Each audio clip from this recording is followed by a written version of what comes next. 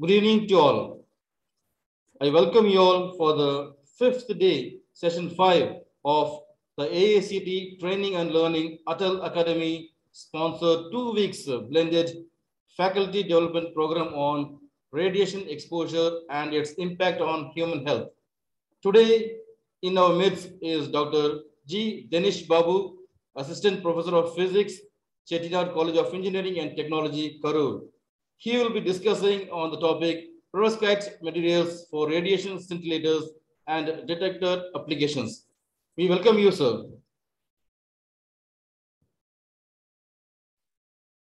Yes, thank you so much, sir. Shall I start my presentation? So we'll have an official welcome, sir. Yes, sir. So it's my pleasure to introduce the guest of honor for today's session, Dr. G. Sahaya Dinesh Babu. Welcome, sir. Thank you, ma'am. Dr. G. Sahaya Dinesh Babu, currently working as an assistant professor of physics at Chettinad College of Engineering and Technology, Puliur, Karur. Dr. Dinesh Babu, sir, earned a BSc in physics from Aringar Anna Government Arts College in Mussoorie in the year of 2009. MSc and MPhil in physics from St. Joseph College Autonomous, Trichy, which is affiliated with Bharatidasan University, Trichy, in 2012. And PhD in physics from PSN College of Engineering and Technology, Tirunelveli. And the Center for Research, Dr. Dinesh Babu, was awarded one SERP startup research grant of 23.52 lakhs, which is successfully finished, as well as numerous grants from DRDO, UGC, CSIR, TNSCST, and ISRP for conferences and projects. Dr. Dinesh is presently working on research and development of cutting-edge multifunctional nanomaterials for solar cells and other advanced optoelectronic devices such as solar cells, LEDs, laser, photodetectors, biosensors, CO2 conversion, and radiation scintillator application. Dr. Dinesh Babu has presented more than 46 scientific and inspirational presentations at numerous national and international seminars and conferences. For conferences and research endeavors, Dr. Dinesh traveled to various locations, among them Singapore, Spain, Israel, and Malaysia.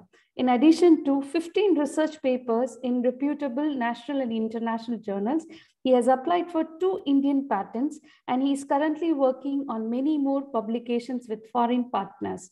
Using more eminent speakers and partners from Spain, Mexico, Australia, Finland, and Turkey, Dinesh Babu, sir, organized 3 international conferences and workshops, as well as 2 national conferences on new emerging nanomaterials and technology. Sir has a strong relationship with people all over the world who can work with him as collaborators on research and development of the newest nanomaterials. Sir has won various honors, including Best Professor Award 2022 from World Youth Federation, Chennai, the DRED Kolkata Emerging Nanotechnology Research Award 2019, the Global Nanotechnology Union Young Researcher Award 2018, and the PSN College Management, Tirunelveli, Stipendiary Research Scholarship from 2014 to 17. Sir won numerous prizes for the best oral and poster presentation at numerous national and international conferences, and the Department of Physics, Aringar Anna Government Arts College, Mussoorie, has recognized him as deserving undergraduate student. Sir holds life membership in American Chemical Society, ISTE, the Indian Ceramic Society, Engineers Without Borders, the Electron Microscopy Society of India, Solar Energy Society of India. Sir is enthusiastic about collaborating with academic, industrial, and international partners in interdisciplinary and global research environment. So I'm very delighted in welcoming you, sir. Now the session is over to you. Thank you, sir.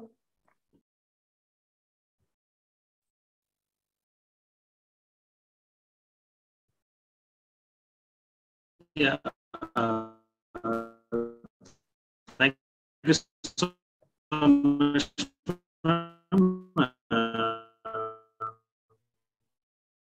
Start my presentation. Yes, sir. Please proceed, sir. Shibul? Yes, sir. Yeah, fine. Let me stop.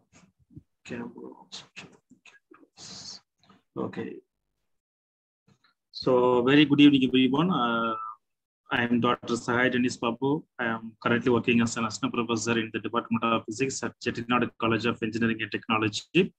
First of all, I would like to thank for accepting, for inviting me to give a talk in this ATAL FTP on radiation exposure and its impact on human health. It was organized by the Sri Ishwar College of Engineering, Coimbatore. Okay, so I'm going to give a talk on perovskite materials for radiation scintillators and detector applications. So before beginning to my presentation, let me have a kind of chat that how many of you know about perovskite materials? Can anyone tell me in the chat box? How many of you are aware about these materials? If you know about this kind of perovskite materials, you can just tell me yes in the chat box.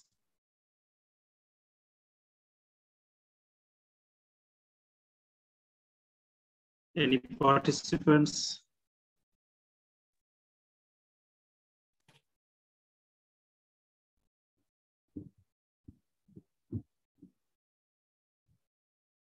Okay, then it's fine.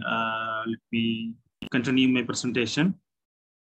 So perovskite material is a new material which was invented in the year 2009 for the application of solar cells, and later on it has been identified as an effective material for other optoelectronics, lasers, and recently it has been intensively doing a lot of research work on the field of radiation scintillators and detector applications. So we are from Karur, and our college is located at the center part of the Karur, and we are one among the educational institution run by Chettinad group of companies, which is located at Karur and as well as Tamil Nadu. So we are one of the engineering college of Chettinad group of institution, and we have this kind of courses in our campus. We have some beautiful kind of a scenery campus in Karur. Okay, coming back to my presentation, I will be giving first introduction about some kind of fundamental nanotechnology and some of the basic terms in the nanomaterials. And after that, let me move on to functional nanomaterials, especially for the application of devices, especially on the optoelectronic devices. And one of the important functional material that I'm going to focus is called perovskite nanomaterials. So perovskite nanomaterials, I will be discussing in detail about how we can prepare, how we can synthesize those kind of new novel perovskite nanomaterials and their importance and their properties and their features, which is related to the emerging trending applications, not only for the solar cells LED. We can also discuss some advanced applications also. Okay, so in the second part, I will be discussing in detail about how these emerging perovskite nanomaterials can be useful for the radiation detector applications. And after that, I will be discuss about current status of these perovskite devices and their challenges and opportunities for the future for the developments. Somebody can ask. Okay, fine. Yeah, this is my outline of the work. I think one of the participants is on their mic. I think one of the participants. I request the participant to please mute yourself.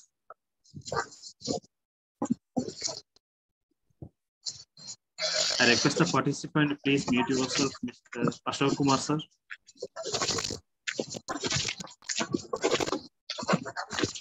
Professor Krishnamurthy, sir.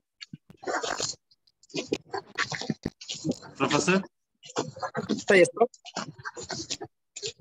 I think one of the participants is on their mic.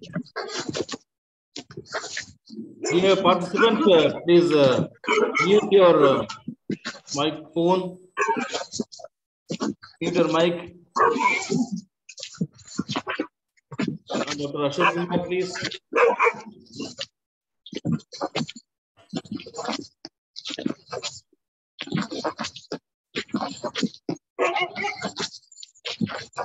Ashok Kumar, sir.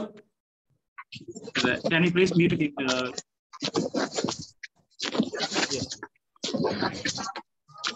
So, Krishnamurthy sir, you can mute now. You have option to mute.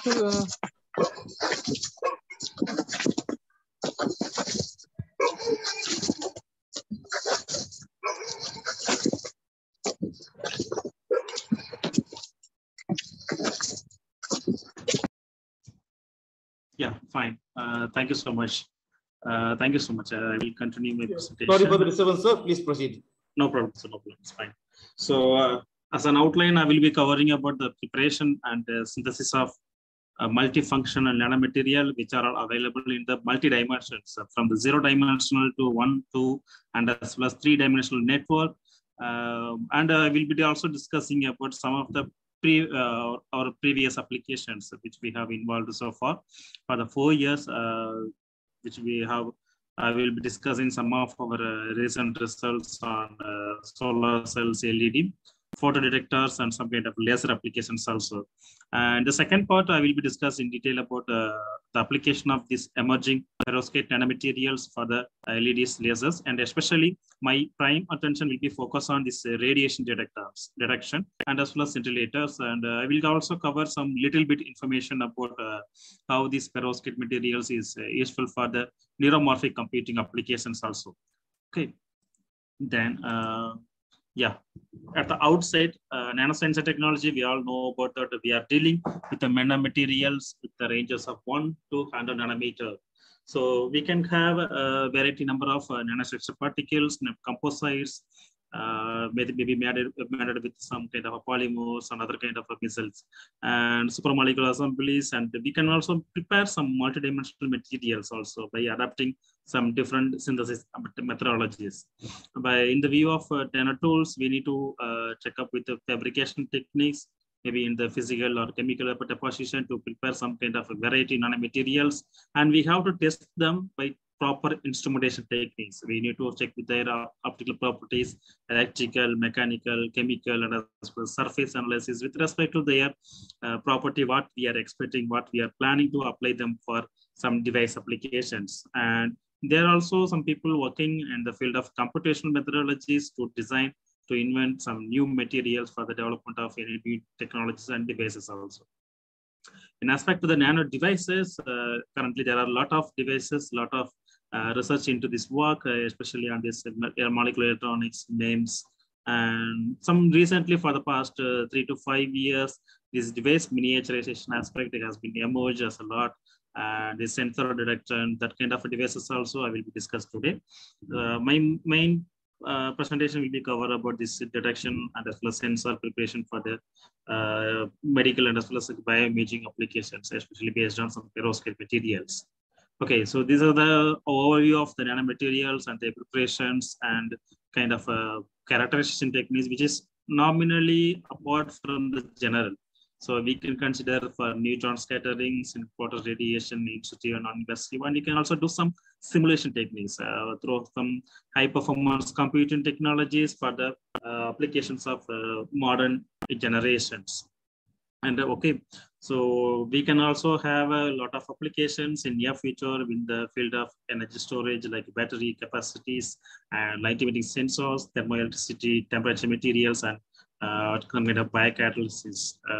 And also we can have some good application of these materials for the solar energy, fuels, and as well as smart energy consumption also. So I will be discussing about one of the important materials that is called electronic materials. So in view of any electronic material, we must know about the difference between these all kind of electronic materials. We are since we belongs to physics and materials category, we know about the difference between these 3 category materials. So if the gap between the conduction and valence band of the materials, that may be called as a insulator, and it is quite very slow, very low, that is called conductive material. It is separated in a quite different small amount of energy gap. Those materials are called semiconductor nanomaterials. So my presentation will be mostly cover up with this kind of a new emerging semiconductor material.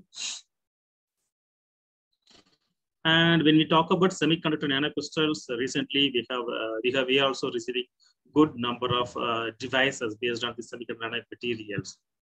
So recently, Samsung company has launched their ultra high definition TV based on the indium phosphide nanocrystals, which can be useful for the multi-purpose device applications. So this is the one kind of a modern evolution in order to applying them for the rather traditional based TV and other display applications. Recently, we are receiving good number of nanomaterials based device materials. And when we talk about any nanomaterials, this kind of a quantum confinement plays an important role because perovskite is one of the beauty of this material, which obeys this perfectly for this quantum confinement reactions. So when we synthesize materials in multidimensional from 0 to 3, we can also get some multiple color changes, color variation with respect to the constituent metals which is involved in the stoichiometry of the perovskite. So if we talk about the quantum confinement, if the size of the material is very much small, their energy band gap is very much higher than what we are expected. Suppose if the material size getting increased, there's energy band gap values will be getting reduced. So if we concern about this confinement width, we can achieve a lot of some kind of a peculiar properties that can be useful for many other applications also. So in the bottom of this figure, they have clearly mentioned about the changes of the color with respect to this quantum confinement region, whether it is increasing, decreasing, and the width is very far and near to the what we are expected. So in order to prepare any kind of a semiconductor nanocrystals, there are a lot of synthesis methods available. One of the premier method is called hot injection synthesis method. Here we can use some kind of ligands and solvents, both metal and non-metal solvents as a precursor formation. We can use them and we can stir them under some high temperature range around 100 to 300 degrees Celsius in an aided atmosphere. We can get some nanocrystals after their growth and we can do some washing, centrifugation. After that, we can get some good nanocrystals and their solution. And we can use them for fabrication of some thin films and thin film towards to some device applications. So after semiconductor nanocrystals, I'm going to discuss about functional nanomaterials. So functional nanomaterials is nothing but it's a kind of nanomaterials only. So we can make any functional materials to treat, to apply that function to especially like absorbance, fluorescence, strength, ductility, solubility, and wettability related to properties. So if you prepare any material for a specific purpose, that kind of function only that material will be exhibit. So those kind of material are called functional nanomaterials. So there are a lot of application of these functional nanomaterials in the current scenario in the field of medical, sensing, electronics, and energy. One of our materials is I will be focusing about the energy-based materials only, these perovskites. So, okay, so this is the famous solar cell efficiency chart, which was released by National Renewable Energy Laboratory, which is located at the United States of America. Every year they are releasing this chart. It shows that how much amount of power conversion efficiency so far as of now the available solar cell technologies has. So here you can see very much close about that in the left top of the image. We can have the variety of different solar cells is in the multi-junction, single junction, crystalline silicon-based materials, and emerging thin film technologies like a copper India, gallium sulfide, telluride, and some kind of emerging PV is also mentioned here in this image. So if you closely look into this diagram image, we can clearly observe that the sharp emerging peak, which was in the yellow dot region. This yellow dot region material is nothing but a perovskite material. You can also see the growth of this perovskite area of research. So within the short span of time, within 10 to 15 years, it has received a wide response, wide positive response, and as well as it is showing excellent device performance stability, and as well as the device performance features among other kind of solar cell material. That's why all over the world, people have started to, and they're still working. A lot of works are going in this emerging perovskite area. In general, anyway, if we're talking about crystallographic aspect, perovskite materials have two kind of category. One is called inorganic oxide perovskite. Other one is called halide perovskite. So I will be discussing about this kind of halide perovskite rather than this oxide perovskite. So in the oxide perovskite materials also have some important properties for photocatalysis and other kind of applications.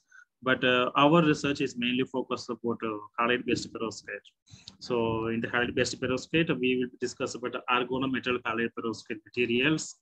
Okay, coming back to the perovskite crystallographic structure, this material having stoichiometric ratio around AMX3. So A is an plus one side cation, maybe calcium, sodium, potassium, and as well as strontium-based material can be useful for the A side position. And M side must be with a metal cation, which is having a coordination number around 6. Nominally, M side cation must be placed with the lead atom. Recently, people have found out some alternative for the lead, like tin, germanium, antimony, and as well as other materials also people using for the place of M. And if we talk about the X side cation is nothing but a halide cation. There are only 3 colored halides available: chlorine, bromine, and iodine. These are the 3 most prominent halides so far people have used for the site of X. So 1:1:3, that is the stoichiometric ratio of the perovskite structure. So in the year 2009, people have started to use this material. At the time, in the earlier time, in the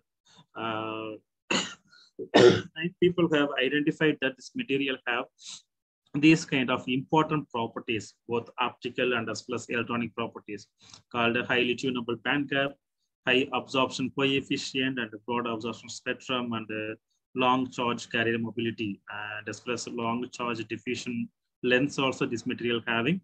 So based on these high aspect properties, people have identified, okay, this material can be plays a very important role in the near future. So that people have insisted that in the year 2009, oh, this is the very new material. We can also useful for many kind of applications. So this is the energy band diagram of the perovskite material. Yearly, people have used methyl ammonium lead iodide based material. They have a band gap value around 1.5 electron volt, and this is the homolume level and as the conductivity level. So this is the person who gets involved is a lot of area for the crystallography structure and the predictions. For that contribution, this kind of a perovskite material was named with his name, Perovsky, who is a Russian mineralogist.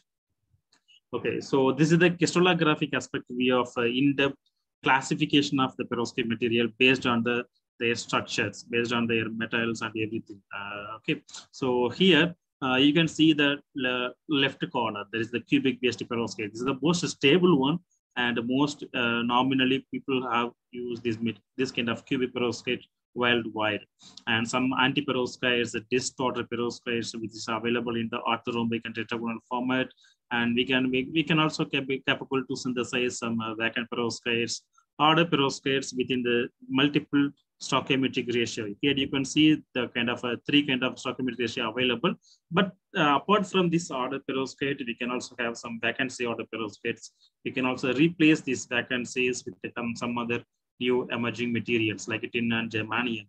And these are some various stoichiometric ratio of this order and disordered perovskite materials. So what is the beauty of this order and disorder means we can create some 2-dimensional and 1-dimensional layer or some kind of sheet-like perovskites based on these materials. So that's the beauty of this kind of order and the vacancy perovskites. Yeah, as I mentioned previous, these are the available 3-dimensional and other as well as lower dimensional perovskites, which is in the perovskite community, perovskite research area. So in the place of A, people have for the metal halide perovskite, people preferably use cesium-based cesium-based metals, and as well as permembedium for organic based and methyl ammonium for organic. And for the B side cation, people instead of lead, they can also use silver, copper, and sodium. In general, people are using B side cation as a lead and tin, which is in the 2+ cations anion oxidation state, and halide anions, nothing but iodine, chlorine, bromine. Some other B double prime elements like also using for the lead-free based perovskite preparations like bismuth, antimony, and indium. So these are some other organic cation which is quite very limited number of research article only available based on this organic cation like phenylethyl ammonium, nitromethyl ammonium. So this kind of organic cation is very new to this perovskite family. So if you are interested in this kind of perovskite based research in future, you can also use this kind of organic cation as a one kind of a material for perovskite preparations. So this is the same kind of table which gives an overview of the materialistic aspect of these perovskite materials in the form of halides, formides, azides, dicyanoamides, and dicyanomethylates, and cyanides and borohydrate based halide, organic, and inorganic perovskites. So here also I have mentioned some organic and as well as inorganic based materials. In this place, people have used a wide variety of organic and inorganic materials, including butyl ammonium, dead butyl ammonium, and other guanidinium-based perovskite also available. So for the B side, people have, you can see this you can see this image. People have used a variety of B site elements like sodium, aluminum, and composite materials like cadmium, calcium, cobalt, iron, manganese. But they have found some instability while we are using other than the lead materials. That's the major problem in this perovskite materials for designing them.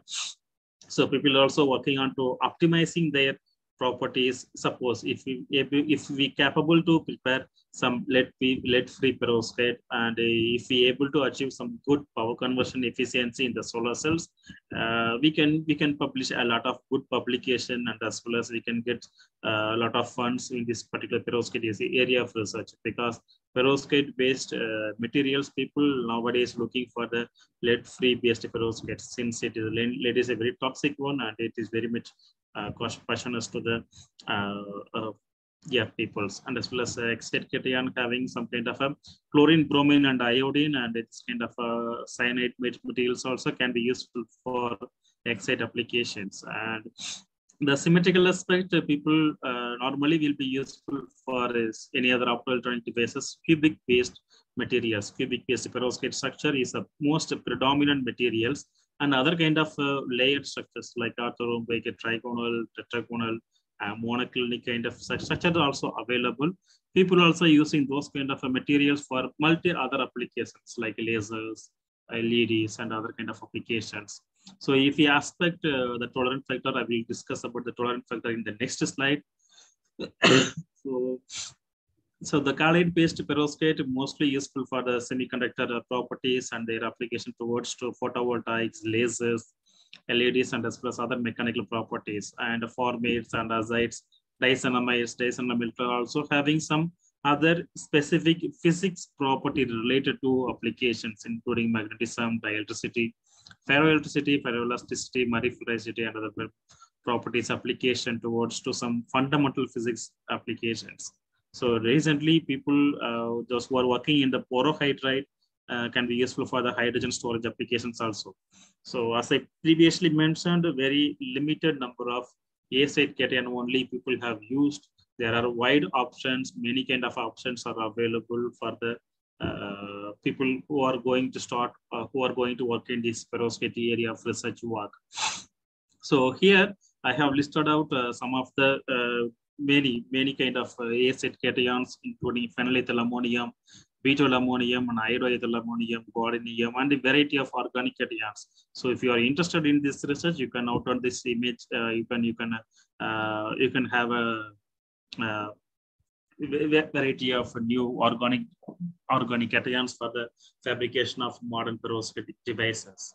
So as I mentioned, the tolerance factor is nothing but the ionic radius of A-site and X-site and as well as B-site cations. So if we club together and we could make it as a equation or A plus or X divided by square root of the two, and the ionic radius of a B and as well as X-site cations. So if this tolerance factor value must be closely or approximately equal to 1, then only that perovskite will be formed like in a cubic structure and we can assume that this perovskite will be an ideal one for any other applications. If it is less than 1 or greater than, it will lead to form some other different structures like superstructures or hexagonal variants that can be useful for other optoelectronic applications. Okay, so here in the top of the right diagram, here it is clearly mentioned that the tolerant factor must be from the range 0.8 to 1, then only it will be useful for any other multifunctional applications. So here in the bottom of this image, here we can see various kind of perovskite, which is in the metal halide or organic inorganic perovskite. So far, people have invented in this area of research their tolerance factor and their band gap value also I have listed it here. So you can see this formamidinium and for methylammonium based perovskite, they are having around very low amount of band gap value, which shows that these materials having some good prominent feature for the solar cell and other optoelectronic device applications compared than the other material which is presented in this list. So perovskite, when you're talking about perovskite, this is not a new material, even though it has been started to invented in the year of 1893 and as plus 1958. People at that earlier time, people have started to they have just invented this structure, cesium lead chloride bromide structures, but they have not applied this material for any other applications. In 1958 only, they have just found out some kind of photoconductivity nature in this cesium halide based materials. And after, in the year 2009, this Tom Yasaka from Japan, he has started to apply this material for solar cell application as initial one. But at the initial stage, he has achieved only 3.13%, 3.13 power conversion efficiency. At the time also, he has mentioned that, okay, this material has some good properties, good peculiar properties for the possible applications in the future. So he has mentioned these good properties of the perovskite.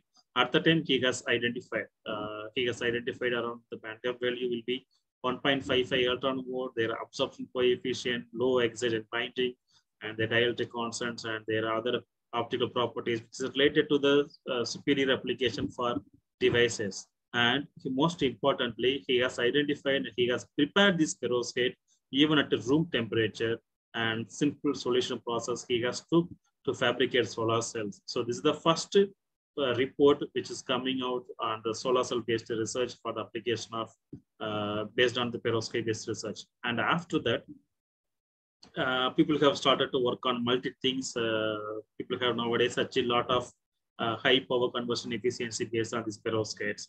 So coming back to the synthesis methodologies, perovskite can be able, it is possible to synthesize in many kind of synthesis methodologies. We can adopt a lot of methodologies.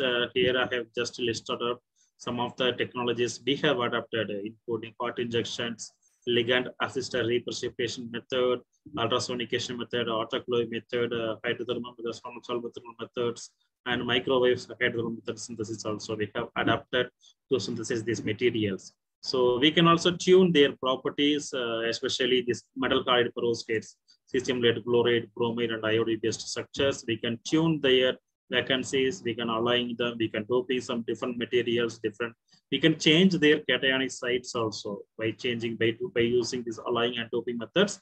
We can also control the thickness of the layers of these two-dimensional and one-dimensional systems. So what is the important reason is to tune this based material means we can get some other properties. So like if we tune the any kind of material, that will leads to useful for solar cell, that will lead to useful for LED, like that we can do it.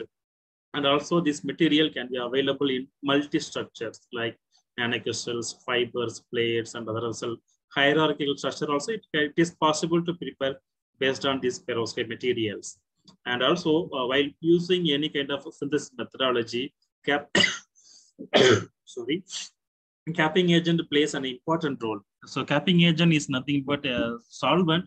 In addition to solvent, we can use some other organic solvents also to fabricate nanomaterials in a specified structure, specified shape and size. So here I have mentioned some of the important solvents and as well as capping agents. Yes. Okay, fine.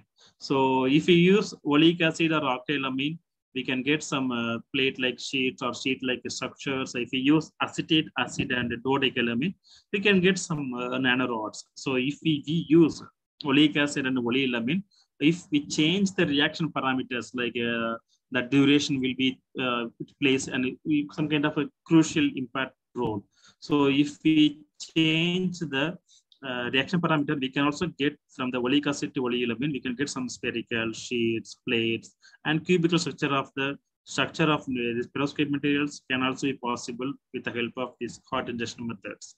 So if we change the halide atoms from chlorine to bromine, bromine to iodine, it is visible. And this is one of the beautiful literature which was started by Chinese scientists, and they have identified that if we change the halide atom of this perovskite, the color also getting changed from blue color to red color. It shows that by changing their halide atoms, place some kind of a quantum confinement effect region on these perovskite materials. So these are some kind of other photoluminescence and absorption spectrum of these three prominent perovskites, bromide and iodide and bride-based perovskites, and their photographic photoluminescence plates also showing under the UV lamp. They are exhibiting some kind of blue-green and yellow colors. So these are some kind of overview about different kind of methodologies can be adapted to synthesize based perovskites. And so compared to the conventional quantum dots and the things, we can also use these materials for, we can also prepare these materials in multi-purpose, multi dimensions like core shells and others, as well as in addition to general metal chalcogenide materials, our lead perovskite has some kind of superior properties like surface ligand and thermal stability, oxidative and photostability, solvent compatibility, and in view of the photoluminescent aspect, the single photon emission, multi-exciton emission, and blinking, photo bleaching, and emission rate. So these are all quite advantageous than other materials like core shells and chalcogenide-based nanoparticles or quantum dots. That's why we have involved for the past 4 years on these materials. We have done good number of works also. So traditionally, quantum dots and perovskite nanocrystals, people have used both photonics and as well as optoelectronic devices. If we talk about the photonic aspect, we can prepare some phosphors, down conversion applications, lasers, and LCD applications also. In the emerging area, solar cells are mainly available, but in near future, we can also expect some transistors and quantum dot LED based and detectors based on this perovskite based materials. So it is expected that another 5 to 10 years, perovskite will rule this display and as well as semiconductor manufacturing industries due to their important properties, which is having for the possible application in wide variety of applications. And these are the overview of other methods. And these are the method thin film fabrication methods we have adapted to synthesize, fabricate some films of the perovskites. So if we talk about the perovskite application, so this is the actual crystallographic feature and just combining all the properties what we have discussed. And the application of the perovskite will fall under the detectors, transistors, solar cells, luminescent applications, visible light communication, and as well as X-ray scintillators, lasers, and LEDs. So I will be discussing a lot about X-ray scintillators. Before that, I will be discussing about our recent achievements and for the past our overview of the works which we have done for the contribution of development of solar cells, LED, and laser application of devices based on these perovskites. So first, I will discuss about the perovskites for the solar cell applications. So this is a simple methodology to prepare solar cells based on preparation of perovskite inks and they deposit with the help of some spin coating, Dr. blade method, and we can deposit some other polymeric organic ligands on the top of this material as a electron transport layer and the whole transporting layer. We can combine them with the glass plates and as well as counter electrode. Otherwise, we can make some solar cells with this kind of architectures, including mesoporous, planar, or whole transporting free, and other kind of inverted structures also, it is possible to fabricate multiple solar cells based on these perovskites. So these are the various architecture of the solar cells. And this is how the solar cell is working. When the sunlight falls onto this material, that perovskite will lead to separate the charge and the electron and the hole pairs towards to the respective electrodes. There we can get some good power conversion efficiency from this device. So this is the typical architecture of a perovskite solar cells in that and above surface of the transparent conductive oxide glass substrate, we can make some transport layer, electron transport layer, and in between them we can make some perovskite active layer, and above or top of the contact we have to deposit some gold or other conducting electrodes, which is to be done mainly based on electron beam operation methodologies. So this is the one kind of a perovskite work I would like to show. Some kind of a simple mechanochemical synthesis methodology that is to be prepared with the help of some simple mortar crystal based method to prepare some perovskites for solar cell application. So this is our scanning ultra microscopic image of the prepared thin films, and it's showing some good amount of grinds. And this is our power conversion efficiency of this methylammonium iodide, and as well as the TiO2 based perovskite solar cells. Compare them this pure iodide. If we dope with some kind of a TiO2 as a composite based material, the power conversion efficiency quite little bit increasing. And this is another work which is based on sonochemical synthesis of the perovskite materials, and we can get some good amount of research, good amount of structures also, which is in the cubical shapes. And this is another work of our work, which is based on cesium lead halide based perovskites based on hot injection synthesis methodologies. And we have prepared these three babies like cesium lead, chloride, bromide, and iodide based materials with the help of these hot injections. And this is the analysis of the properties of cesium lead bromide based perovskites. So here we can see the X-ray diffraction and the elemental mapping, and as well as morphological features from scanning ultra microscope and transmission ultra microscope shows the nanobrick level shapes and size for the prominent applications. And the bottom of this image, here we can visible some UV visible photoluminescence and time resolved photoluminescence spectrum and their properties. So here we have also made some detailed investigation on TEM about the crystallographic aspect. We have impressed with this work that we have just prepared perovskite materials in the average size around 10.8 nanometer. These are some kind of a beautiful TEM graphs of these materials. And we have also played this hot injection methodology to prepare some multi-stoichiometric ratio of these perovskites. We have also prepared cesium-4, lead, and bromide 6 nanocrystals in different dimensions, different shapes, and different sizes also. It's visible here. And we have prepared some solar cells based on cesium lead bromide perovskites by adapting some simple spin coating and as well as simply electron beam operation techniques to fabricate these structures. And this is the cross-sectional view of the solar cells what we have prepared. This is the power conversion efficiency we have achieved based on this cesium lead bromide. So we have achieved around 11.90% efficiency. This is quite new and as well as the important result, important achievement which we have made on this cesium lead bromide.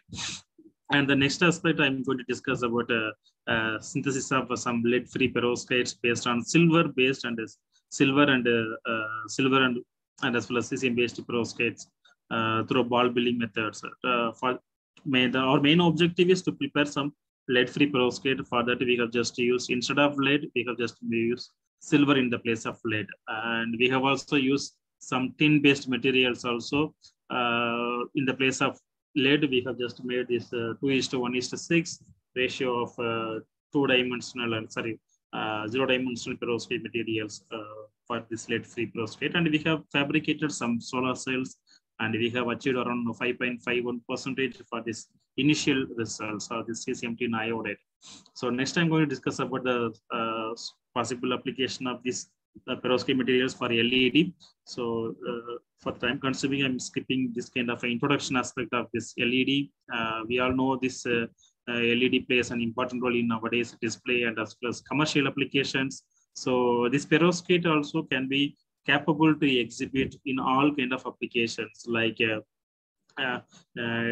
materialistic aspect, in device aspect, and as well as it can deal some kind of unresolved solution problems for any other things in the device fabrication methodologies also. So this is having some good potential application which are relevant to ultraviolet, visible, and as well as near infrared emitting light emitting diodes.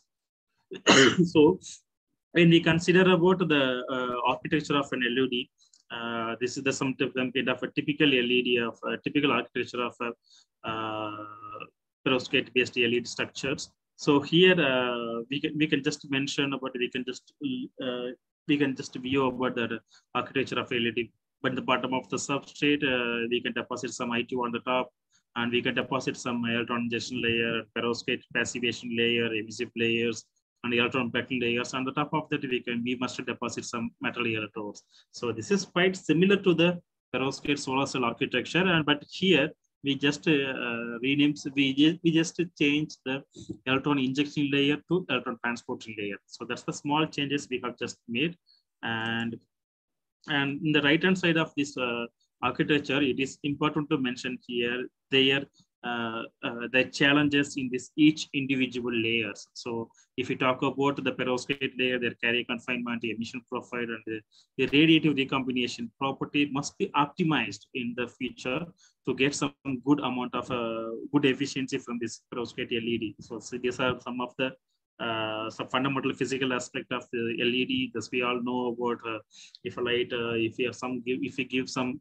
potential to these materials, that the electron transport layer and the whole injection layer will give their electron and the holes towards to combine them form as a pair of electron hole pair, and it will come out like a light photons. So that's the simple photophysics property, and this kind of other photophysics also can be possible to happen while the perovskite is on motion. Okay, so these are some other recombination methods which is to be possible to be happen in any kind of perovskite methodologies, including trap assisted recombinations, bimolecular recombination, OJ recombination, and other kind of things, which has happened to produce some kind of light emissions. So far people have used a variety of perovskites for the LED applications. So here there are some of the list for electron injection, hole injection, and perovskite, which is so far used.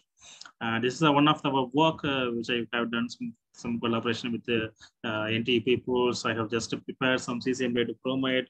I have sent it to them, and they have just clubbed together two-dimensional perovskite with phenylammonium and lead bromide based perovskite. So they have also tested the LED. They are showing some kind of a light bluish color. So this is one of the kind of work which is based on some photosynthesis of perovskite in green emitting nature, green LED based research aspect of these materials, and these are some kind of a high resolution TEM images of the prepared materials. And this is another kind of a work which is useful for the photoluminescence and fluorescent plate applications, cesium-lead bromide based structures. So this is another kind of reduction copper perovskite based on two-dimensional based perovskites. And this is another kind of quasi two-dimensional systems that can be useful for the LED applications. So this is another photophysical properties of previously mentioned quasi two-dimensional system based on a phenylethylammonium bromide and cesium-lead bromide based materials. So here we have just played the change of the A site and B site cations. Not only B site, we can just change the composition of the A site cation with the phenylethylammonium, butyl ammonium. So those kind of A site cation we have investigated, and it is exciting that we have got some good results in these LEDs also.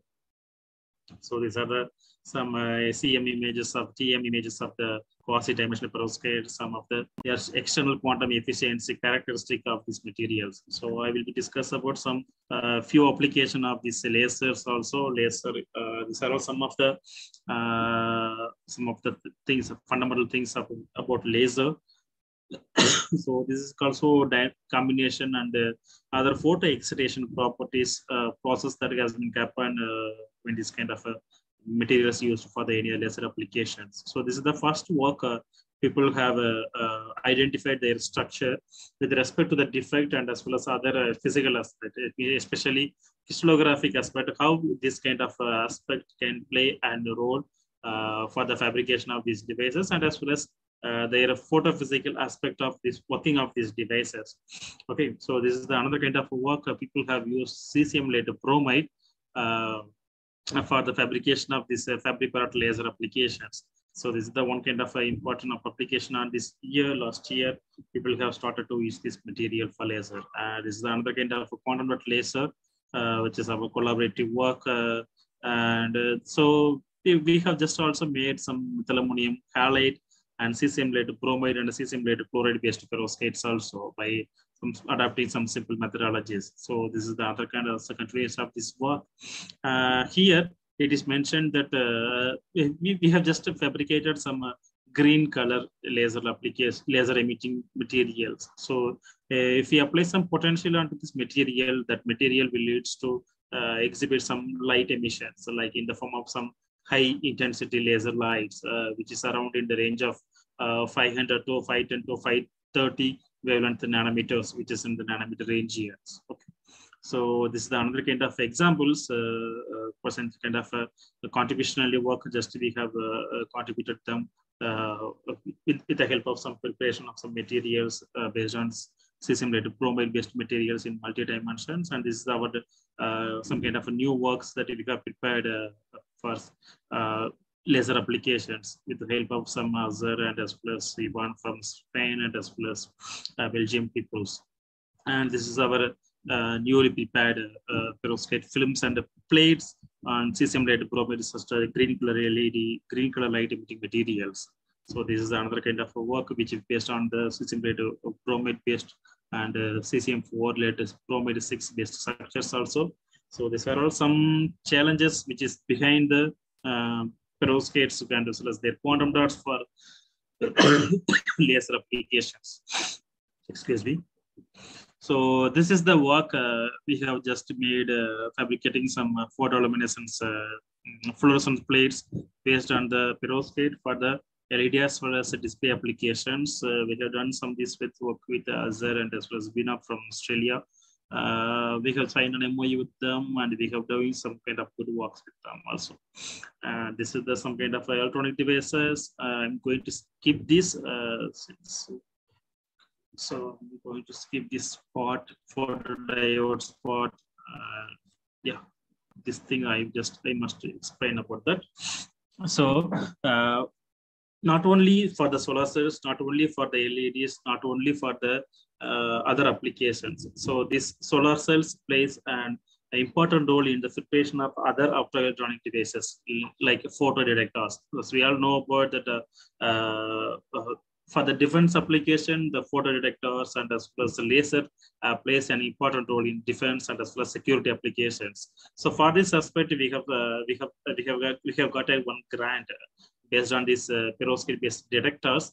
So what is the people, defense people, DRDO people is mostly expecting that their detectivity range must be higher than the normally existing materials. So for that, we have made some perovskite quantum dots and matter high perovskites, which is in the which is covering almost over this UV visible and near air regions. So for that, we have done some kind of a literature review and we have got identified very few perovskites only it is available there. But some of the perovskite will have only visible region, some will be having around near IR and some UV. So no perovskite is not available, which is covers both the UV to near air region. So we have also made an attempt to synthesize this kind of material. We have achieved from visible to near air region based perovskite detectivity we have achieved, and those kind of results are in the pipeline, and that we can publish it in one or 2 months. We are expecting some good comments from the people, from the scientists who are working in HAL. So this is the one kind of a diode work which is in the literature. This is a beautiful work which is clearly explain about how this perovskite useful for the diode applications also. Okay, so if you are interested in this kind of research, you can also go through this article whenever you have some time or free. And so, okay, this is the another kind of perspective, which is based on perovskite-based ambipolar transistors, not only for this other conversion and storage devices. People started to use this material for semiconductor device manufacturing sector, especially for the device manufacturing applications. People have used it for this memory transistor, synaptic transistor, and other light emitting transistors. Also, people are also used, and we have also made some good amount of contribution for this this kind of a work for the past 1.5 year. We have just made some collaborative. We have got some collaborating with some kind of EMIC people from Switzerland. So we have just started to work on this. There's some kind of a working mechanism of this ambipolar transistors. As we already know some physical aspect of these materials and devices. So the generation of electron hole pair and as well as electronic enhancement, which is happened when some kind of a potential is giving and applied to the source and drain aspect. So, so this is kind of a accumulation and the whole accumulation aspect that can be happen based on the band diagram of these materials which we are using. So this is the general things. If our perovskite materials is capable to play and as a excellent substituent for this replace, that will be very good for the future semiconductor device manufacturing industries. So this is the kind of another work that we are going to focus on in upcoming years. So we plan to work on this bioresponsive imaging and quantum networks based on this phosphorescence perovskite aspect such area of works. And we also plan to work on this some perovskite spintronics and the perovskite neuromorphic computing. I will also discuss some neuromorphic computing aspect in the second part of the session. Yeah, so I think the time is around 8 o'clock. Shall we give some break for 10 minutes, sir? Sure, sir. Dear participants, let us break for 10 minutes. We'll be back at 8:10 p.m. Please do not leave the chat room. Be available. We'll meet after the break.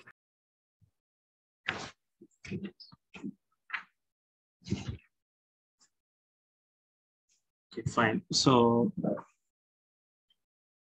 once again, welcome back to this second session, okay, second part of my presentation. So here, now I'm going to discuss about some kind of important aspect of this area of research work, that is perovskite-based research work.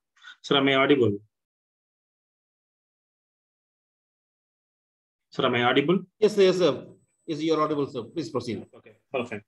So in this part, I'm going to discuss about how these perovskite-based materials, instead of solar cells, light-emitting diodes, and lasers, other kind of optoelectronic devices, how it is quite useful for the radiation-directed applications. So as we all know that X-ray detection and as well as X-ray imaging is one of the important aspects in modern days, because this X-ray imaging is very much essential for medical applications. And if you look about this X-ray imaging, their images which can be produced by those kind of technique can be too grainy and as well as blurry for certain purposes. So it is expected that it should be also to get some desirable with a property like lowering the radiation doses and reducing the risk of harming of the patients. Okay, so for that aspect, people have started to use preparing some kind of other alternative methods instead of X-rays, instead of other X-ray based materials, scanning based materials. People have started to use these materials. The use of these X-rays for medical imaging is not only just useful for the it's not only for avoiding the risk that can be radiation can be accessed by the benefit of acquiring some kind of diagnostic information. So for the past, technical developments in this X-ray imaging helps to improve the diagnostic certainty, and also it helps to reduce the radiation doses both. Okay, so during this digital revolution in the radiology and the development of instruments that to be detect these X-rays. It's called flat panel X-ray detectors, and some kind of call it like a improved image sharpness and as well as reduced graininess. So this is very much increased, and the diagnostic value of the imaging and everything has placed, and important aspect for detecting X-rays and as well as for the medical and as well as any other industry applications. So, however, we can discuss about some flat panels and other kind of detectors in this part. So, however, this flat panel X-ray detectors currently based on either direct conversion method or using some kind of a premier amorphous selenium-based material, which is kind of one kind of a metal semiconductors. And some other indirect conversion methods, so people have used some standard luminescent material called CCM iodide. Okay, so in both these methods, both the direct and indirect methods, X-ray energy is converted by the semiconductor into some kind of many electrons. So, and after that, they can be collected by electrodes, and the electrodes maybe in the form of some kind of integrated circuits that will read out these images, which was produced by this sorry, direct and indirect based methods. And one kind of one kind of a drawback of this method and approach is that the light can scatter and blur the image. That can be happen. Nominally, this will be happening in this kind of things. So there are a lot of research is going on this particular field, especially on this X-ray and gamma ray photons detections for the benefit of industries and as well as applications.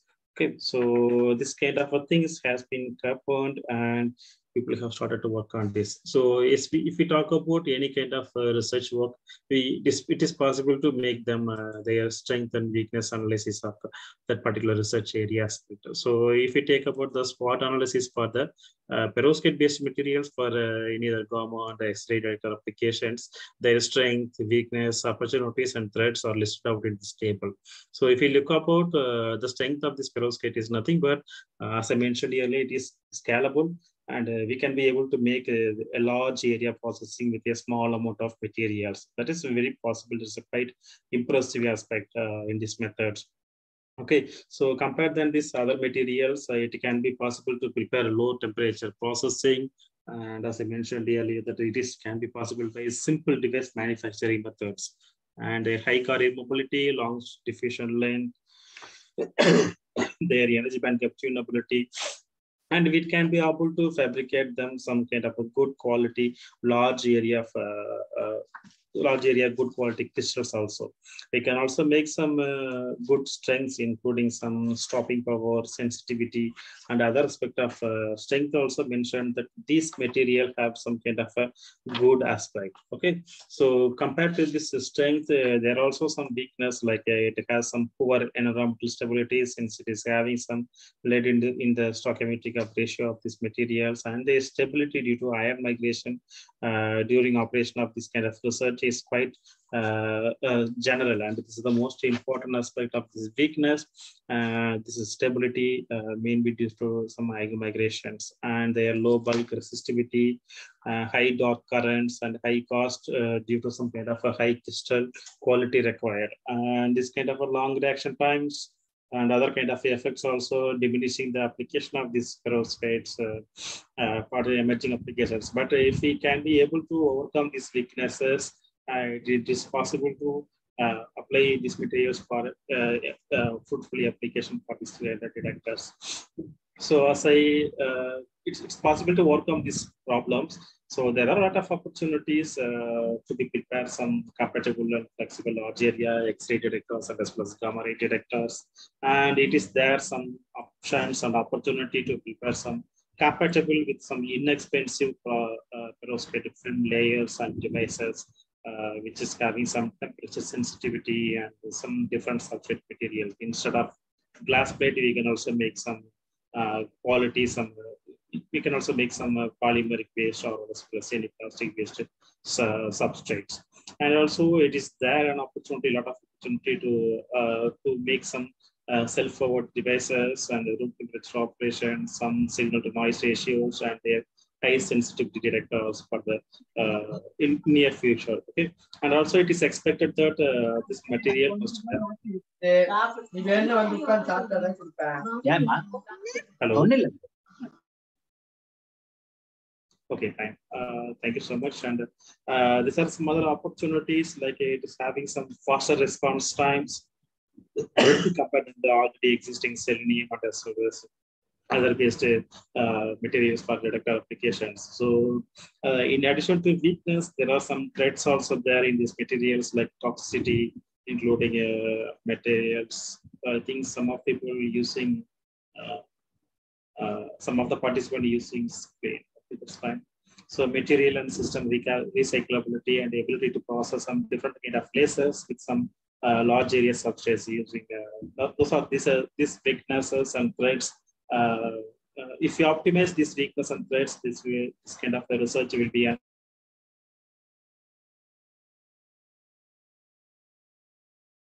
the spectrum. As we all know that this electromagnetic spectrum contains a lot of things, and as well as they can also exhibit some photo radiations with respect to their wavelengths, as well as photo energy gaps. So these X-rays will be having in the range of from 10 power 2 to 10 power 8 to 10 power 6, which is having soft X-rays and as well as hard X-rays.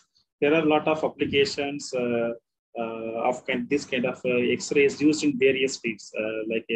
We can use them in crystallography, in medical imaging, as well as in airport security and microscopy also. Okay, so not only these X-ray photons and gamma ray photons also having some kind of a most energetic photons in the electromagnetic spectrum. So these gamma ray photons generally exceed around I think 90 to 100 kiloelectron volt because they are having some high penetration power, and the gamma rays can pass through any kind of materials, including human tissue also.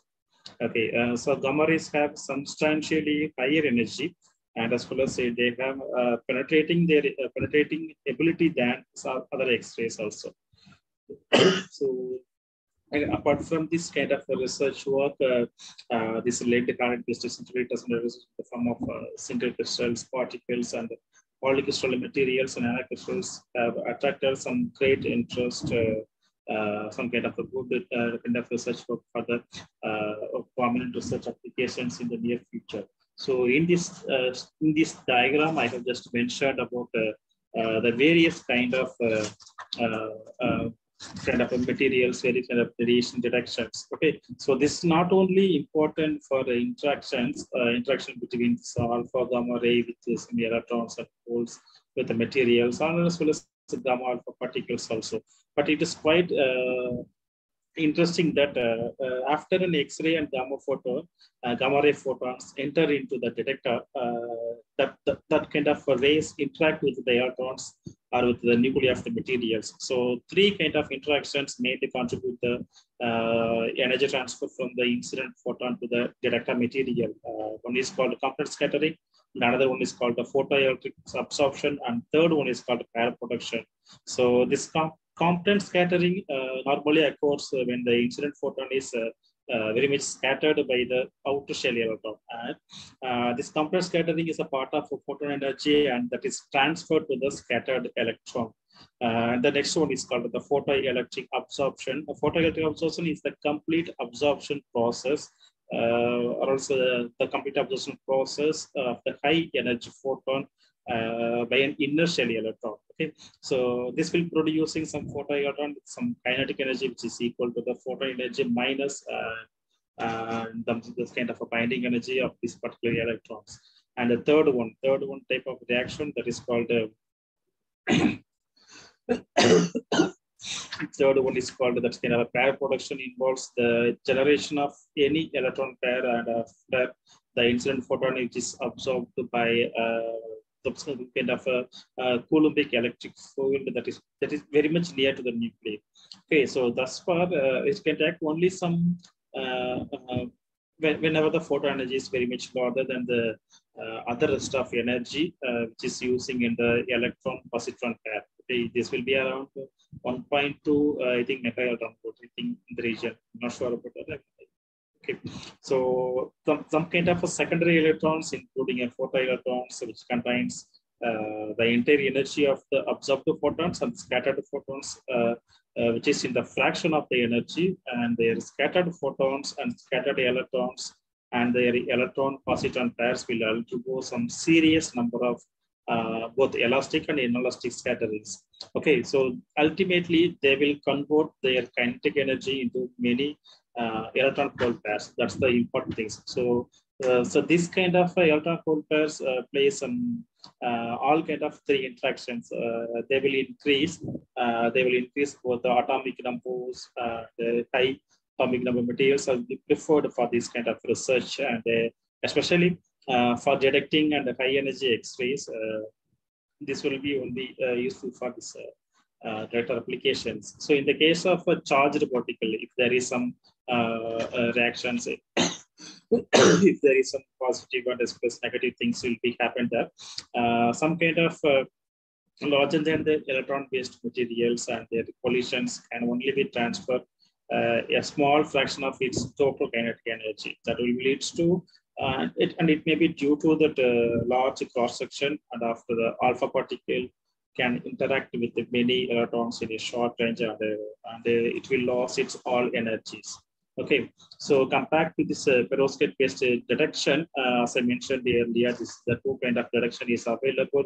One is called a direct conversion method, and the other one is called the indirect conversion methods. So, in view of this X-ray detection method, X-ray detection is widely useful for many applications, including in the field of medical diagnostic screening, psychotic screening, and autistic testing and screening industries.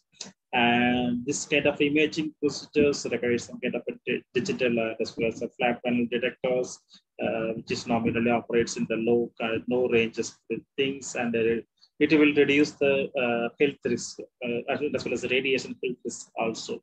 So it is important that we need to focus on this kind of aspect of research area in the near future to do some kind of advanced kind of research work to reduce the radiation health risk, which is nominally happening in the medical field as well as industry field. So in order to avoid this kind of aspect, we have started to work on this kind of perovskites. They also have shown some kind of a great potential in the X-ray detection due to their properties like absorption, high mobility, electric product, and band gap tunability, and low temperature fabrication, near unity luminescence, quantum yields, and as well as fast responses. And if we move on to the next slide, so these are the two kind of method. One is called the pulse mode and current mode devices, which is nominally generally used for direct conversion, direct conversion methods. So here people have used many kind of things for the preparation of any kind of photo, sort of scintillator device applications. In general, in view of direct X-ray detections, it is normally operating under the principle of some pulse mode or current mode device. So in the first aspect, this is the first mode that's called pulse mode devices. So this is suitable for a low flux and as well as photon diffusion applications based on some X-ray photons, and as well as this output of the pulse mode detector. This will comprises both in voltages and voltage pulses and corresponding to some each detector particle, which is in the reaction parameters, it's in the reaction mode. And as well as these current mode devices, this will receive some high flux and as well high energy photons, and they are also executing some large number of free charges during operations. So the current signal is generated when kind of both opposite electrodes collect the charges and create particle bias. So these current mode detectors can realize their high spatial resolutions, and it is widely used in radiographic image and CT images, like that is computed tomographic images. So in a direct X-ray detector based methods, this X-ray photoelectric material, so that is layer 1 and as well as it will be useful for absorbing the incident X-ray photons to produce some good, produce some electrons and holes, and then send them to the other kind of layers like N and P-type layer respectively. So here, after that layers has been separated, the collected charges that need to be stored in and processed into some kind of signals. Suppose by using some TFT devices like thin film transistor devices and CMOS arrays like complementary metal oxide semiconductor based arrays. Those TFT or CMOS based detector which is required to analyze these kind of methods.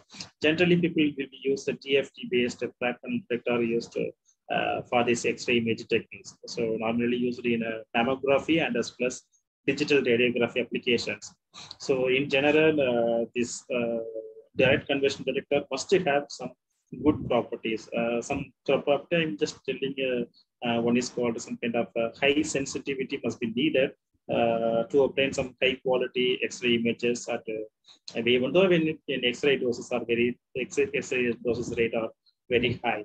And the second one is called a low detection limit when we reduce the X-ray dose exposure. And third one is called long-term stability, even though under high voltages. So these are the three important properties that must a direct conversion detector must have for the possible applications in the near future. And these active materials which is used in this kind of a direct conversion must have sufficiently large meter product, and plus it must have some minimum trap density while in the semiconductor region, and as well as it must have some resistivity to maintain the stability when it is in the direct conversion mode. So the meter product, which is nothing but the carrier mobility and as well as drift speed of the carrier under 1 volt per centimeter.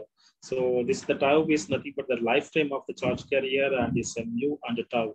It is a charge carrier mobility, and the lifetime of the charge carrier represents the distance of the carrier which can be drift per electric unit. So the mu tau product can directly determine the charge collection efficiency of the electric field. So these are some kind of important aspects that I have mentioned earlier, and as well as this one is called other kind of method that is called the X-ray detection by using indirect based methods. So okay, so if we talk about this indirect based methods, we have to understand the three major processes, like including conversion, transport, and luminescence based methodology. Luminescence based mechanism must be happening here. So here it is happening in the region of 10 power minus 16 to 10 power minus 12, and here the X-rays are involved into some kind of nucleus, and their scattered X-rays will come out of this region, and their other kind of things like a deep wall solid, as well as other material, other kind of electrons will come out from this core nucleus, like a secondary electrons, and as well as ejected part electrons will come like here, and they will thermalize together, and they will form like a transport towards to particular detectors, I mean TFT and plus CMOS detectors to reach the particular devices.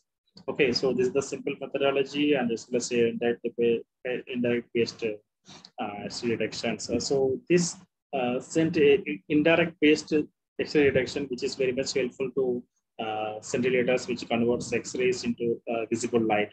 Okay, so this is normally using some light detectors such as TFT, and TFT instead of CMOS. Here we use some CCAD, that is charge coupled device, and CMOS sensors also we place sometimes use here. So here we are receiving some signal which is very much efficiently converting the digital image into a data. And what about if we concern about the semiconductor-based materials, which is normally using in this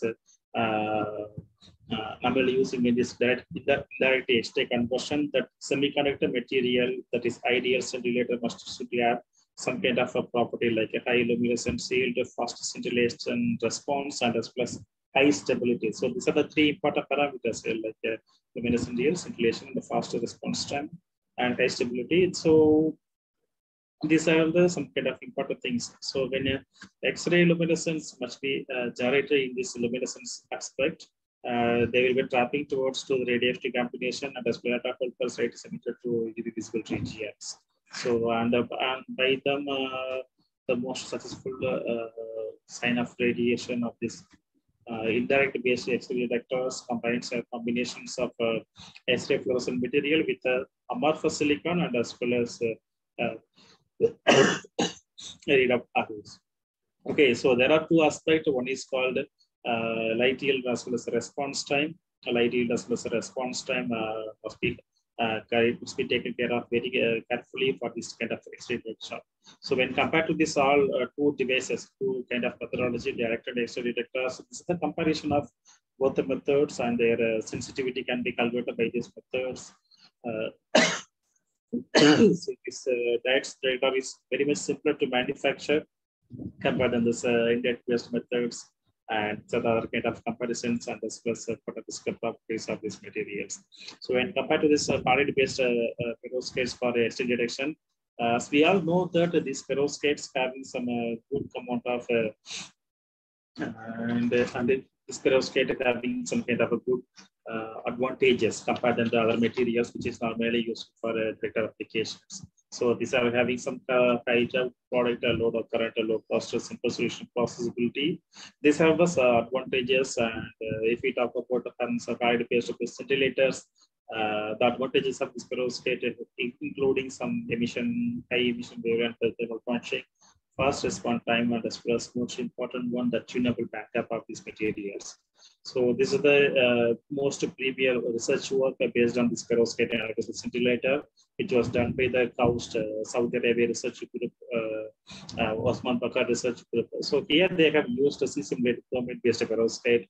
They have just prepared with the help of some hot injection methods, and they have used, instead of cesium iodide thallium, which is nominally useful in all kind of medical imaging and as well as security applications. So instead of that, they have just used cesium-based bromide-based quantum dots, and they have identified the X-ray induced emission will be quite equal to the already existing material. So this research is shows that so this perovskite can also be able to replace the place of cesium iodide thallium-based traditional material, and it is expected that also. So compared to this other material, these materials holds kind of a sharp emission wavelength peaks, which will be changes their Faraday atoms from violet to red color based upon the chlorine to iodine.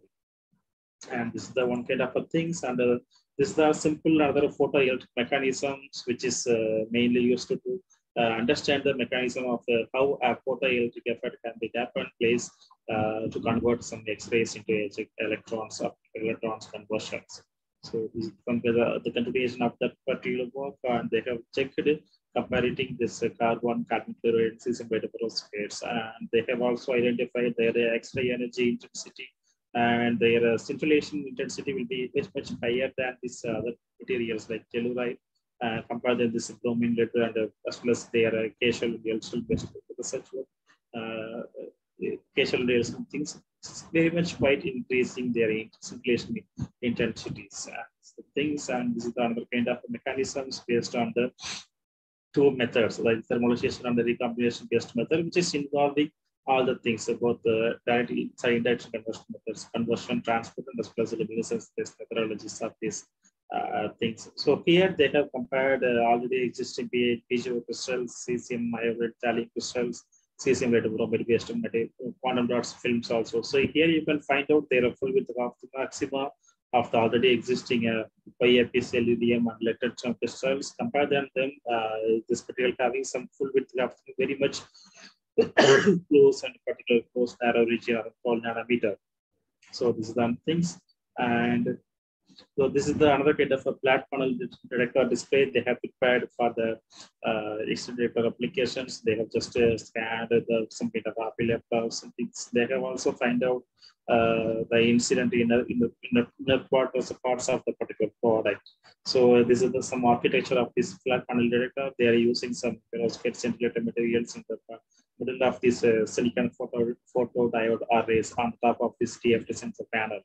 So it's the research work that they have done, and this is the one kind of work we have just contributed to publish this in the year of recently for the past 2 months before we have published this collaborative research work. We have just made some methyl ammonium iodide based things for the solid particle detectors, especially for the alpha particle detectors. So this is for based on some 2-dimensional and as well 3-dimensional systems, and as well as we have made some crystals also here by using some Bridgman techniques to make some crystals. And these some computational methods of this ionic cations and as well as side cations differences. Based on this methylamine diiodide, and I also identified how much efficiency this uh, prepared methylammonium crystals which you have to useful for the alpha particle detector application. So in general, some people in the literature, some kind of methylammonium bromide based crystals can also be useful for the this application. But however, we have just made for this methylammonium iodide based material, just exhibiting around approximately around the approximately 81 nanoamperes centimeter square, and this is kind of balanced electron dipole transporter. Okay, so this could detect some amount of millielectron volts, around I think 5.5 millielectron volts, but alpha particle can be able to detect with this help of these detectors. And you can also make some cesium later bromide based detector based for the application of alpha particle detectors. Okay, so compared to this two-dimensional crystals, other kind of perovskite related structures like they can also be it is in the pipeline to export for the radiation detectors. Some kind of example like rubidium bismuth iodide, rubidium antimony iodide, and cesium bismuth iodide and cesium antimony iodide.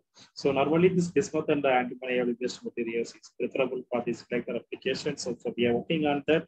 So we are expecting some kind of CCE value, high CCE values, especially that is a charge collection efficiency values for this solid state detectors, which must be useful for this alpha particle detector applications. So it is expected that our CCE must be lower than the timing detector. We accept that. So, but we have made some kind of a trial. We have made some attempt to contribute some contribution to the particular research. So compare with this other scintillated research, now our prepared solid particle alpha particle detectors somewhat quite compact, and as plus it can provide some high energy resolutions. So here,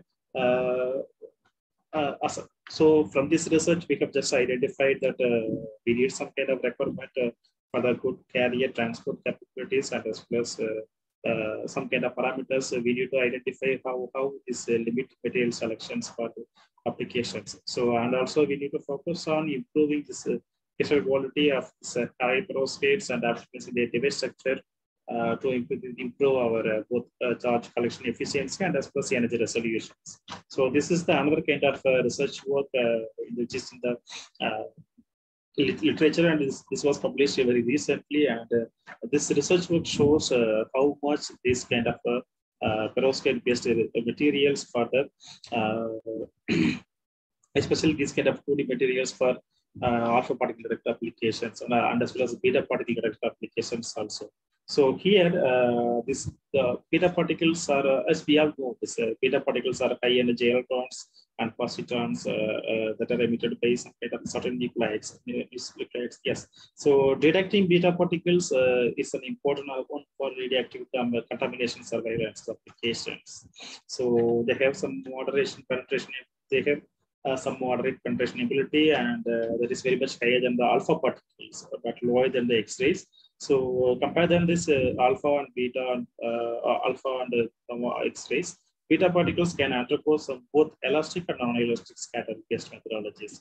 So if the particle is entering into some absorbing material, whether it's elastic or inelastic scattering methods, both will be generate secondary emissions. That secondary emissions include OJ electrons, secondary electrons, and everything. So this thing, which will be converted into electron hole pair, and that will be contribute the detector signals also. So this elastic scattering of particular things will be very much helpful for the development of beta particle detectors, and this kind of research where they have mentioned that it's highly perovskite based on this scintillator for a beta particle detector. They have just reported their lower average atomic number value compared with the 3-dimensional perovskite.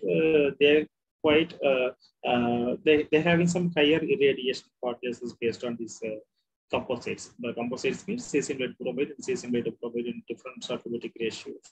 Okay, so here it is mentioned that their dope the one as well as magnesium dope the one all the kind of things exhibiting some kind of a good things. So if you are interested in this kind of beta particle detector, you can look at this article, and it is very much interesting one to go further into the particular detail about these materials. Okay, so there are absorption and emission spectra, and as well as circulation intensity of the particular priority basis also listed out this diagram. And let me move on to the next things. And this one is called the fast neutron detectors, especially for the detection of high energy neutron, which is normally useful in the kind of a nuclear reactor and as plus other applications, other high energy radiation devices. So here we need to focus about that the fast neutron scintillator detectors must have. Normally they will be applicable in the radiographic imaging, and they must have some high spatial resolution and some other important parameters to evaluate their performance. Okay, so initially the people have used these fast neutron detectors based on some nanocrystals and 2D perovskites. I think the first research work is based on this formameridium led bromide based works. Okay, so based on that, people have used perovskite based materials for this fast neutron detectors. In the first part, they have clearly mentioned that the elastic scattering and as well as ionization and the emission of this perovskite material when it is involved into some kind of nuclear, so it is verified photon or as well as fast neutron, which is involved with these reactions. And they have confirmed, they have compared the light yield capacity capability of the materials, which is compared to all the crucial and particles of the composites and cis-embedded bromide and perovskites also listed here.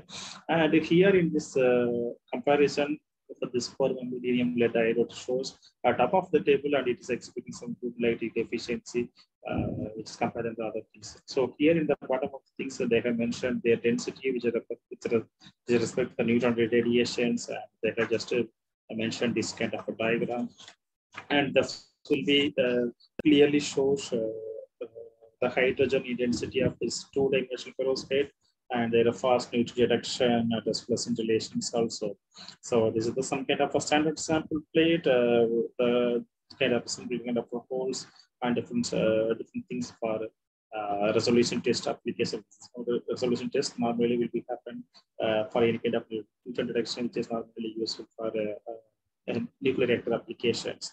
So here, this is the thing, fast neutron application imaging that will give you some kind of a good spatial resolution. So this is the photographic plate, and this is the microscope image that we can get some kind of a good nanocrystal scintillator based on these things. Okay. So also we have understand that this perovskite is capable to apply for the application of photodiodes also. So photodiodes or photocathodes. We know that some kind of essential components in electron accelerators, including some kind of synchrotron and synchrotron light sources and lasers, and the things. So okay, so the photocathodes and their important parts like sensitive photodetectors and their photomultiplier tube and the image intensity space, some kind of good stability and the things. So all of these applications must be rely on converting this X-ray photons or incident alpha, beta, gamma photons into photoelectrons with the photocathodes. So perovskite also can be useful for the place of photocathodes, which is normally used in the photoelectric effort. So as we know that this photoelectric effort, we have studied, I think that was invented in the 1 year, 30 years ago by Albert Einstein. And it is nothing but the absorption of the photon with the high energy than the threshold value of the emission of the photoelectron from the cathode. So the threshold photo energy is nothing but the work function of the cathode material, and it is equal to the energy difference between the Fermi level of the cathode and as well as vacuum load, which we normally use for the system which we are. So nominally, the general photocathode materials for the three categories. One is called metals, and a positive electron affinity, and as well as other thing is a positive electron affinity semiconductors and a negative electron affinity semiconductor, that is PE and NE semiconductors. So in the general metals normally will be useful for this NE and PE applications. So some other semiconductor materials like potassium cesium antimonide, cesium fluoride, cesium antimonide, sodium antimonide, this kind of materials exhibiting some good low photo emission quantum efficiency for the application of this photocathode device application. So especially for the perovskite-based photocathodes, we must have some high crystal quality and log carrier efficient length, the high optical absorption coefficient, and as well as high efficient photocathode generation, which will be useful for suitable optical band coupling. So and as well as for the high power lasers. So and as well as it must have some low surface defects compared than that already existing in other kind of research works. Okay, so this is kind of things people have been noted for the perovskite for the photocathode applications. So this is the another kind of work people who has involved in the caustic group where they have started this kind of linear attenuation coefficient by preparing a variety of perovskites, including methyl ammonium, cesium silver bismuth, and as well as other things. So they have identified their attenuation coefficients quite similar to already existing material like thallium bromide, selenium, cadmium, right? So they have identified the cesium lead iodide and the blue color methyl ammonium iodide also quite predominant than other materials. So they have also suggested that this can also be useful for the any kind of scintillation detection applications based on this perovskites. So in addition to this SWOT analysis of the previous section, previous part, the thing which we have discussed in the start of this part, these are some kind of advantages characteristics must a perovskite material must be have to this, but few of these advantages is already there, but some disadvantages also there. But we need to focus on some disadvantages to make them for some better application of this material for devices. Okay, so these are some kind of things that we have done some kind of photocathode durability with the help of some DSC animation project, some collaboration from that are and these are the other kind of properties of the perovskite which is having for the director applications. And so, as I mentioned in the previous section, that we have also contributed some developments for the neuromorphic computing, and this has some kind of a review we have just published in the organic electronics based on the different kind of memory stress for the mechanisms based on ferroelectricity, redox reactions, ion migration, and as well as other kind of methods that can be applicable for face classification, process sensory, and recognition of memory, learning and forgetting, learning and process sensory, and as well as nociceptor letter recognition. So pattern recognition applications also people are using this memory stress. These are some kind of a review article based on this widely advanced intelligence systems, which is based on some kind of biological synaptic behavior, which is exhibiting by these perovskite-based materials. So you can also go through this literature if you're interested in this kind of research work. It is quite interesting one. You can also play with them some kind of a fundamental physical aspect that need to be taken care of to apply this kind of perovskites for this kind of applications also. So this is some kind of a materials physics which is based on neuromorphic computing. And so finally, I'm coming to the challenges and opportunities which is behind in this kind of a perovskite-based research area. So as we all know that in the aspect of solar cell, we need to concentrate about some other alternative and emerging material for the place of high cost silicon-based research works. That is very much essential for the future works. So if you take on about perovskite is your research area, so here are there are some things which is related to the time and as well as things. So if you talk about day wise, seconds, milliseconds, microseconds, nanoseconds, picoseconds, femtoseconds, there are a lot of opportunity to deal with the perovskite things like stability and transport, defect response, recombination, transport of the charge carriers, and relaxation, transfer, and generation of charge carriers. So if we want to work on this particular field, you can look at, you can choose any one of the topic which is listed here in this section. You can work on that particular area of research work. You can do some kind of a good notable research work also. This is another kind of flexible based solar cell research is also emerging one.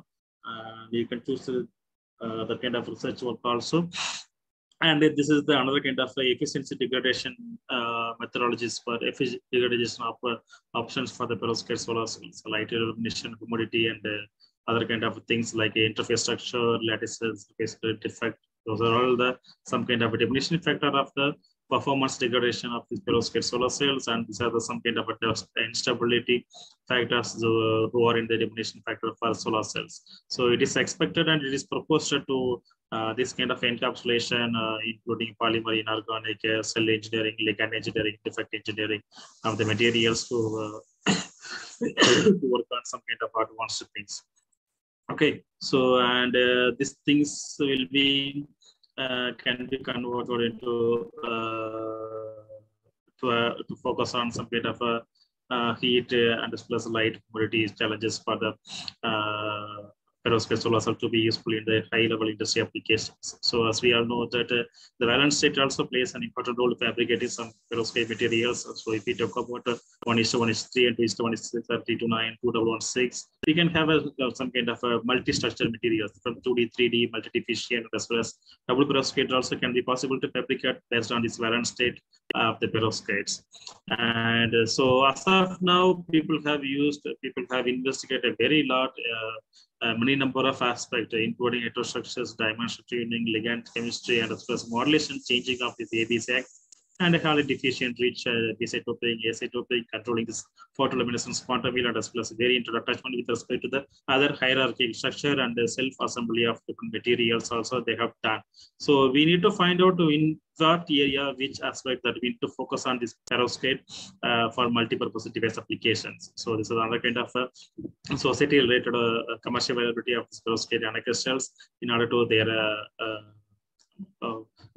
the full view of application for this perovskite in other applications also. So if we talk about a triangle aspect of this perovskite, we need to focus on some crystals and as well as structure properties and their processing for we need to get some good performance for the solar cell application. So these are the other things, and these are some kind of a scope of the solar cells that we need to focus on. Some low-cost multi-junctions. The perovskite must have some 22% and small area, which is very much less than the 5 into 5 centimeter. And it must be a scalable one, stable one, and it must be an eco-compatible one. So we are expecting that around the next 5 to 10 years, this will be hold most prominent area of research in the near future. And photovoltaics, and these are some kind of other advances that need to be taken care for applying this kind of perovskites in multifunctional materials and devices, and we need to find out, we need to check out their long-term stability, and also we need to characterize them some advanced characterization. Instead of using some traditional techniques, we need to characterize them by advanced techniques like synchrotron and other things to understand their photophysical and structural properties of the perovskite material. Still now, there is no report, there is no publication is available for the perfect crystallographic structure of this investigation of this perovskite research also. So also there is a lot of scope for a 4 and 2-dimensional 2-terminal configuration of this tandem solar cells, which is converted and tandem with perovskite with some thin film based materials for tandem solar cell applications also. So we are working on some kind of these aspects, deposition, conversion efficiency, some new novel material device design, and some kind of towards some different applications based on some nanocrystals, spun-dots, and lead-free perovskites also we are working. So we are working on this aspect, focusing on these 5 important aspects like 5 quantum yield, supercharge, transport, long-term stability, and high crystallinity, and as well as quantum specific for the applications of, as I have mentioned, 45 devices, solar cell directors, each diode, and laser memory applications. So things, these are some kind of lead-free double perovskite scope, and people expecting some kind of a good research work in this based on lead-free based perovskite things. And these are the other micro and nano patterned metal hardy perovskites. based on the fabrication of lithography and other kind of fabrication methodologies, including some integrated arrays, like including sensors and as well as resonance cavity for the laser, and as well as lattice distortion head vacancy based on some crystallographic aspect, which is helpful to find out the size dependent band gap, and as well as the phase stabilization based on crystallographic aspect. So this is the one kind of important aspect of this perovskite based research work. Whenever you deal with this perovskite with any for applications, you need to check out their interface related mechanisms. So this is the major impact that it plays, one of the diminishing aspect of the perovskite, which is useful for any other applications. So if you optimize these kind of interface related to some kind of a problems, that will be very good research work for the future applications. So also it is expected in another 1 decade we can be able to get some perovskites in all wearables, including power devices, other AMLT devices, some kind of handheld devices, and as well as tabletop devices also will be available based on these materials. So this is the other kind of aspect. Perovskite also have some kind of nominal chances to be useful for in quantum materials aspect. Okay, and this is another kind of a lead-free paste perovskites, which will be I consider for the next level such area work. Or this is the another kind of table which shows already available and existing lead-free perovskite, which is in the literature and as well as perovskite community. They are having some good low impact, low power conversion efficiency. If we can be able to work on this particular area of research work, we can also be able to get some good power conversion efficiency in the near future. Okay, so this is the kind of opportunities which is not explored much in this particular aspect. So we are expecting some good research work in the near future for the application of this all aspect, like including flat panel display, optical engineering based on some photophysics and a photonic aspect, and as well as optical fiber communication for the data transfer, and as well as visible light communications. So we need to work on, we will be working on this 4 aspect of 4 manifold fields, including communication display, materials, and optical engineering for the development of next level communication devices. And this is another work. In addition to perovskite, we are also working on some metallurgy framework for the carbon dioxide conversion research with the collaboration from Jeju National University, South Korea. So we have just recently, 2 months back, we have signed an MOU with the university, and we're working on some metallurgy framework and a carbon organic framework, including some zeolites for the as an active catalyst for converting this carbon dioxide. And this was some kind of interesting material that we have prepared in our laboratory in spheres for frameworks, as well as molybdates, chalcogenides, and molybdates also we have prepared. And I would like to acknowledge my collaborators, friends throughout the world, those who are contributing my research work, and as well those who are helping me in my difficult situation, as well as who is very much supporting to my area of research work also. Okay, so I would like to thank my collaborators in this and as well as people for their help and things. And I would like to thank my students for the complete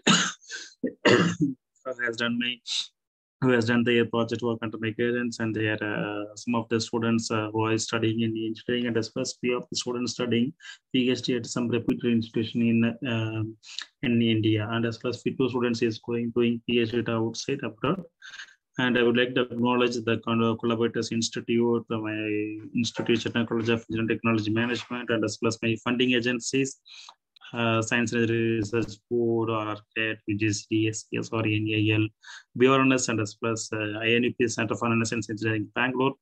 And I would like to thank my collaborator institutes, CTH, IREC, INAM, Basel University, Turkey, and as well as University of Malaya, University of New South Wales, Sydney, and many things. So I would like to express my sincere thanks to the organizing committee of this ATAL FTP, Radiation Exposure and its Impact on Human Health, which is organized by the Department of Science and Humanities, Sri College of Engineering. I would like to extend my sincere thanks to the Chief Patron, and the Head of the Department of Science and Humanity, Professor Dr. Fraser, and my special thanks to the coordinator, Dr. Krishnamurthy sir, who has invited me to give a talk on this forum.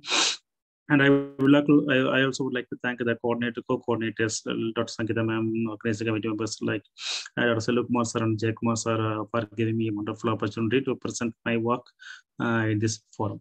So with this, I'm concluding my presentation and I'm open for the discussion. Thank you all. Thank you for your patience. Thank you, sir. Thank you, sir, for a wonderful session, sir. Thank you, ma'am. Participants, any query, just you can post the questions in chat box or you can ask.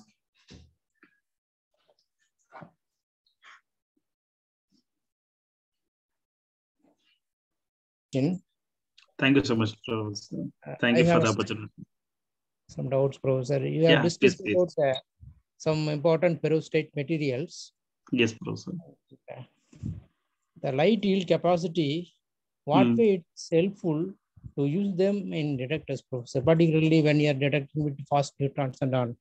So if you are using some low intensity X-rays or high intensity X-rays, we can be able to detect some all kind of wavelength devices. So this light emitting capacity will be helpful to detect all kind of rays which is available near to X-ray and as well as a small short X-rays and as well long X-rays waves also, sir. So that will be helpful to detect all kind of wave aspect. Thank you, Professor. So is this structure used in any type of detector in our country, sir? No, sir, it is not. No. It is not available in our country. So few of European collaborators were only doing this kind of work, especially Saudi Arabia. There is one group, Osman Bakar from Kaustra University. They are doing this kind of extensive scintillator-based works. And as well as Los Alamos from USA, from Professor V group, she's also doing this kind of only 10 to 15 research group working in this scintillator and detector application, especially for the perovskites. So is it used in detecting the cosmic rays from the? Yeah, yes, it is under investigation. I think one of my collaborators, Dr. Joseph M. Luther from NREL, he is working on this kind of X-ray detector for in the space, for the space mission application, perovskites for space mission application. So there they can able to receive a gamma, alpha, and as well as other low and other electromagnetic wave spectrum based all kind of light. They are working on it to detect them, to analyze them, how far it is coming from. Other things also they are doing here. Participants, you can put forward the questions. Professor is ready to answer. And this is a wonderful topic.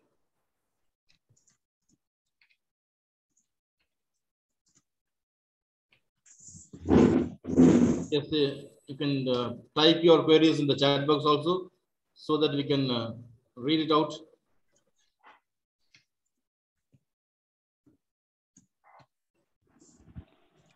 Professor, I have one more doubt. Yes, Professor. You have discussed about the quantum efficiency of the perovskite materials. Yes, Professor.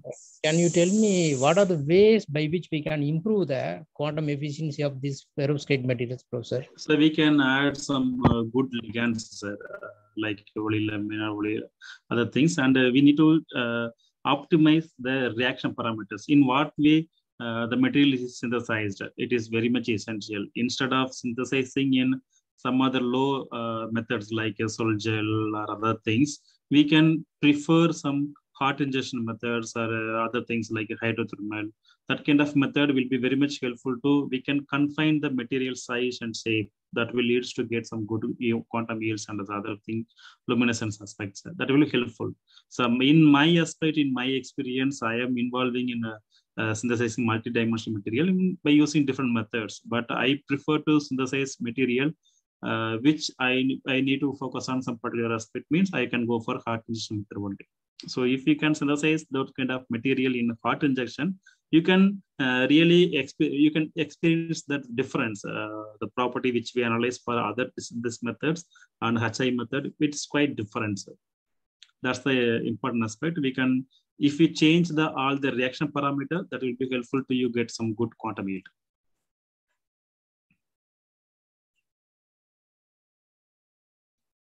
Any other queries from the participant side? Feel free to ask the questions, or you can type in the chat box. So I have typed in those two persons who are working in a space exploration for perovskites in the chat box, Professor. Joseph M. Luther from NREL and Professor Osman from Coast University. So will this type of detectors withstand very high temperatures, sir? Yeah, yes, it is possible. They can withstand. But depend upon the material, perovskite is not able to withstand at very much high temperatures. That's the major drawback of this perovskite detector. So if you optimize that aspect weakness, this will be very good one. Thank you, sir. Any other queries from the participant side? Before we could close the session.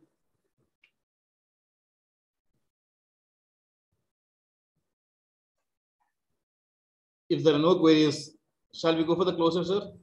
Yeah, yes, sir. Sure. So we are very thankful for the detailed insight about the perovskite materials for radiation scintillation and detector applications, sir. Once again, it was a fantastic presentation, sir. Thank you once again, sir. I also wholeheartedly thank our participants for making today's session successful too. Thank you once again to all. We will meet in tomorrow's session. Thank you. Thank you, sir. Thank you, participants. Sir. Let us close the session 5 and we'll open up the session 6 tomorrow evening, 7 p.m. Thank you all.